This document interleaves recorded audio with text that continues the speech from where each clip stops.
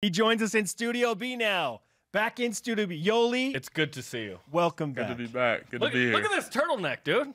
This is another level. Wow. You work out for some NBA teams, and now you just crank it up. No, I just think I'm big time, No. Look good, feel good. Life's good. Amen. Admittedly, when I read the first 2 or 3 sentences of your whatever discourse you want to call it about coming back. Discourse, wow. I thought, oh no, he's saying lots of nice things. Does this mean he's going to drop bad news at the end? Is he leaving? Is he leaving? But you said, I'm coming back. After a lot of prayer and thought, I'm coming back.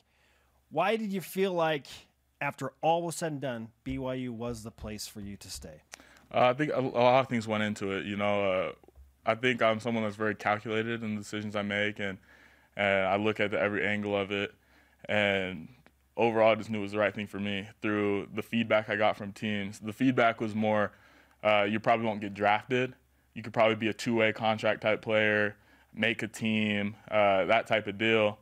And some of the teams were saying, go back to school and work on a couple of things. You'll have the ability to talk with your coaches and be in a role that you want to be in. Some teams said, no, go, leave, be a pro as soon as possible. The sooner you can get into the G League, the sooner you can be a professional, the better, the faster you'll progress. So I kind of had both sides of it, but it was the same consensus of you probably won't get drafted.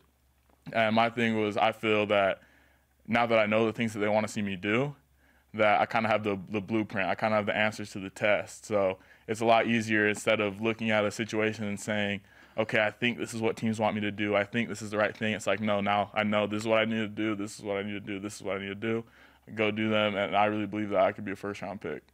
What are some of those things that they told you on the court? The 3 things that they really talked about were, one, being a really versatile defender, someone that can guard multiple positions. I think I guarded centers a lot this year.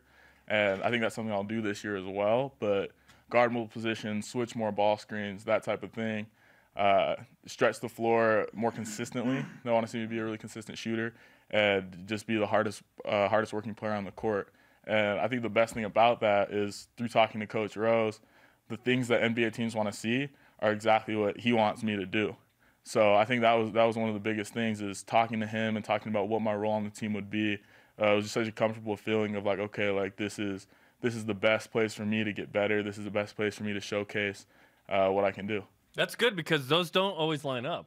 Let's be honest. Sure. Like Dave could be like, well, I see you doing this, but I want you back. So yeah, I'll acquiesce. But that's good that those line up perfectly. Yoeli Child's with us on BYU Sports Nation. We've talked a lot about your buddies from your AAU days being with you on this BYU basketball team. Gavin Baxter is back, and Connor Harding coming off a mission as well. How much of that dynamic played into you returning along with the guys that you have played with already at BYU? I think whether I was going to come back or not, BYU would have a really good season this year because I really believe in those guys. I believe in Nick and TJ and Gavin and Connor and everybody. I believe in all these dudes, and I know how good of basketball players they are. It was something that when I committed to BYU, I looked in the future a little bit, and I was like, I'm so excited that I get to play with Connor and Gavin again because they're the greatest teammates. They're the greatest guys to play with. Gavin is so fun to play with. I remember I would, in AAU all the time, I would go to my jump hook on the baseline. I would just airball it long for him just so he'd go dunk it. Like he's a freak. And then Connor's similar to Rylan Bergerson in their mindset of like they're a coach's dream, ultimate team player. What do you want me to do for the team? I'll go do it. Doesn't make mistakes, and I think just the guys we have coming back, the depth we have this year, the ability for several players on our team to play and guard multiple positions, I think we could be a problem offensively and defensively for teams to match up against. Yeah, we were talking about the roster and kind of the expectation, and we believe, I think like you, is, hey, this team's going to be better than the last two. Obviously, NIT one and done isn't where you want to finish, so I think you're definitely beyond that. Do you feel like this is a team that could be bubblicious, that could get into the NCAA tournament? For sure. I think this is going to be the best team that I've played on in the last 3 years. With Eric leaving, I think we got better still. And that's not a knock against Eric. He's an unbelievable player. It would have been awesome to have him. We would have been even better. But I think it just goes to show how many guys we have ready to step up.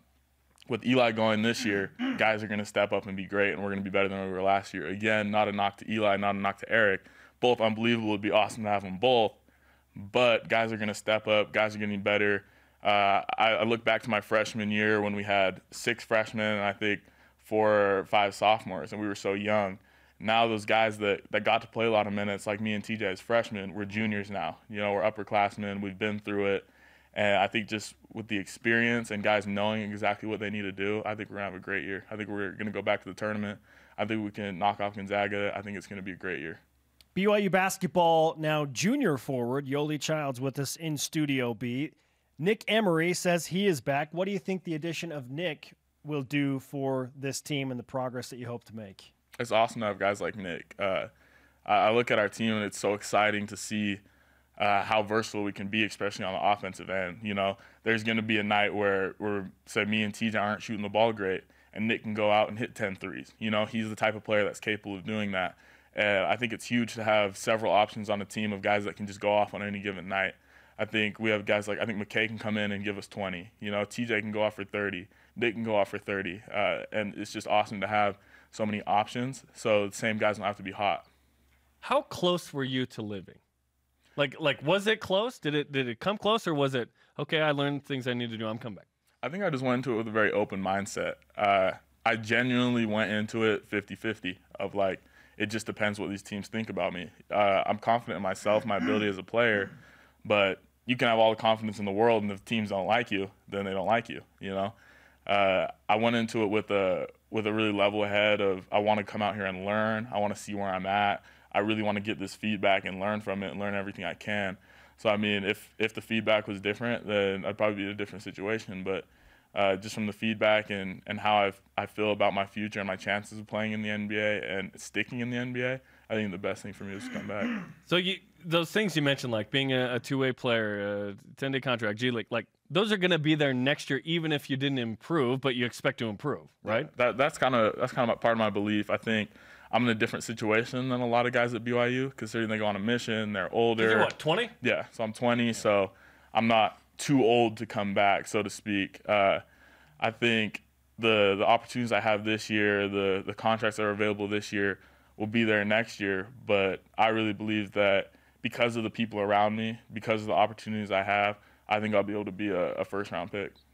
What are you anticipating in terms of changes in offense and defense? Heath Schroyer left. You bring in Lee Kamard. How will that change things as to what BYU does on the floor? First of all, I just want to say thanks to Coach Schroyer. He was unbelievable. I'm so grateful for him. I learned so much from him.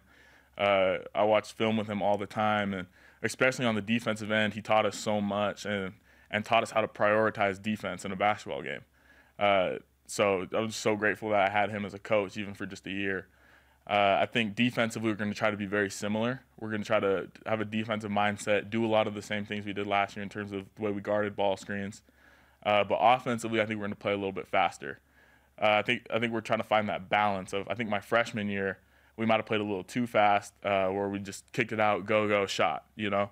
And this last season, we probably went a little too slow at times, where there were times that TJ would come off a ball screen and the guy would go under, and it's the beginning of the shot clock, and he wouldn't feel comfortable shooting that. That's a shot TJ needs to shoot, you know? We need to push the ball in transition. So I think it's about finding that balance and finding the mix between the two past seasons and being able to play with the pace, but also being locked in defensively. Yeah, a good shot is a good shot no matter where it comes in the shot clock, right? Yeah, exactly. Yeah, exactly. And it's tough because like championship ball is defense and valuing possession. So where's the balance there? I'm sure you guys will figure it out. Were there overseas offers in this, and how enticing were those? There were overseas offers, but I didn't look into them very much. I mean, that's kind of a plan C for me. What were A and B? Get drafted, you know, G League, and then overseas, okay, in terms of my professional career. Because I think I'm the type of player that I'm a guy that comes to work, just work hard every day. I think if I was in the G League on a two-way type contract, I would get on a team. Kind of similar to how Kyle is. He's just a guy that works hard every day, treats people right, and is an everyday guy. So I think that's a little more enticing to me than overseas, but I'm really lucky and blessed to be able to have that as a fallback option. Who'd you work out for, and how was it? I worked out for the Celtics, the Thunder, and the Nets, and it was awesome. It was an incredible experience to be able to literally talk to GMs and say, like, where am I? What do you need me to work on? And how can I be an NBA player? to be able to talk to the guys that make the decisions face to face and figure out exactly what you need to do, it's unbelievable. I really think that every college basketball player that has a good season should go test the waters. I think you're playing against great players. You're getting the feedback to become better. I think throughout this process, I have the opportunity to get better than I would have. I have the opportunity to get better than if I would have just stayed and never done that. Okay, let's finish with this. The schedule has been ramped up next year, and not everything has been announced officially through BYU, but at least it's been public. With the opening of the season at Nevada, you've got Houston on the schedule, at Mississippi State, at UNLV, or against UNLV in Las Vegas, Utah neutral, at San Diego State. Like, there's a lot there. What do you think of the loaded schedule? It's awesome. It's awesome. It's perfect. It's exactly what we need. I think the NCAA kind of showed this last season that it's not really about how many games you win. That's part of it, but it's about your strength of schedule. It's about RPI. It's about the analytic side of things. How good were you against really good teams? And it's not like these teams that are lower ranked in the RPI, like in our conference, it's not like they're bad teams. They can knock you off on any night. But I think the NCAA kind of prioritizes playing high RPI teams to get into the tournament. And I think this is a perfect opportunity for us to go do that and go beat these teams and get an at-large bid. We're stoked to watch you play against that schedule, Yoeli. It's great to have you back, man. I'm stoked. It's going to be awesome. Thanks for coming in. It's great to have you. Yeah. Let's give you some BYU Sports Nation karma. And I hate to break it to you, Gavin Baxter signed higher than you. Can I re-sign? That's the first thing I saw. I was like, can I cross mine off and sign again? Don't cross it out. Just sign. Just sign again? Yeah. Okay, I got to. Where's he at? So he's up there. Oh, mine, I swear mine's higher. Can we get a camera on there? I think Baxter goes to the edge. I think you can go extend yours somehow, Yeah. Yoeli. I'm not going to reach up as easily as Gavin. He's got a 7'2" wingspan. Okay, so Yoeli's going to, he's going to go just a little higher. Yep. The competition level is real. I love it We so have a much. new leader. Which camera's looking at me? Right here. Good luck, Gavin.